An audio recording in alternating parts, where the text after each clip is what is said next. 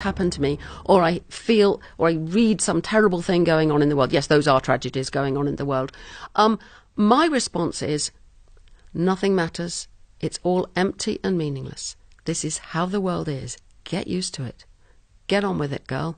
That sounds like a very Zen Buddhist way of dealing. I guess with, it is. Meaning. Well, it's a paradoxical way, though. Because it is paradoxical. The first part of that is nihilistic, and the second part isn't. So how do you reconcile those two things? Why get on with it, girl? Because well, here's another thing. I've often done this with my students.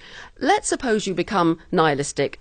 Nothing matters. There's no point in doing that. I mean, I think we live in a pointless universe. What are you going to do? And I say to them, like William James in his wonderful thing about getting up in the morning, but that's a slightly different point that he makes there. But I say to them, okay, tomorrow morning, when you wake up, think it's all pointless, there's no point in doing anything. Now, what are you going to do? Well, actually, you're going to need to go to the loo.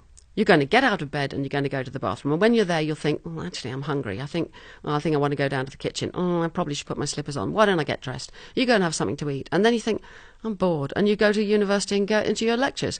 And, we are not creatures who will just not do anything. To me, to go through that process, which I've done in the past a lot, and it's just natural now, is a very positive way of living. To accept the meaningless and ultimate emptiness of everything, and accept that this creature here, this thing, this evolved creature just will get on with life.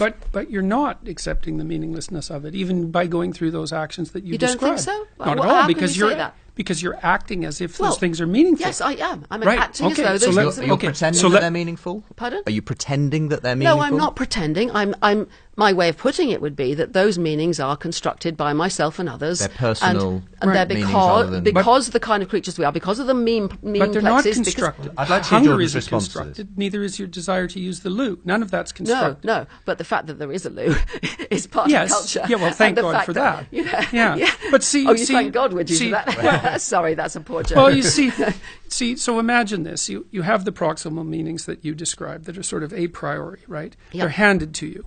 You might consider them as needs or drives, although they're not. They're personalities. That's not the right way of conceptualizing them. But then there's the intermingling of all those needs and drives, let's say, and that constitutes a new layer of structure, because it isn't just that you have to eat and that you have to use the washroom and that you have to have something to drink and that you have to be warm enough or cool enough to survive. It's that you have to do all those things at the same time in a situation where you're going to have to propagate that across time. And you're going to have to do it with a bunch of other people. Yep. And it's always been like that. And so what that means is that out of those proximal meanings, higher meanings arise. And you might say, well, those meanings are arbitrary. And I would think those are religious meanings. I wouldn't say they are arbitrary, but I would say they were constructed. It's very interesting. Reading your book... What do you mean by constructed? Well, they are a consequence of mimetic evolution, of the language that people are brought up in, the culture they live in, the arguments they have. I mean, what about the biology that they're given? Well, we start with the biology, and the memes build on top of that. The memes are biology too. Well, by definition, they are. Well, see, this is the thing. I would follow Dawkins in saying, well, talk about genes as biology, talk about memes as culture. That's all I meant by dividing that. But let me say this. Yeah, but I don't accept that division. But I want to get back to what we're saying about meaning. Reading your book made me think a lot about what you mean by meaning, and your claim that we should have a meaningful life or strive for a meaningful life, that meaningfulness is important. And I kept asking myself, do I live that way? What meanings does my life have? And, if I think of something like, well, most of my striving goes into writing my books. And is that meaningful? And again, I have the same response when I ask myself that question. It's just what this body does. Then you should listen to the body and stop listening to the thing that's criticizing it. And what would the body say?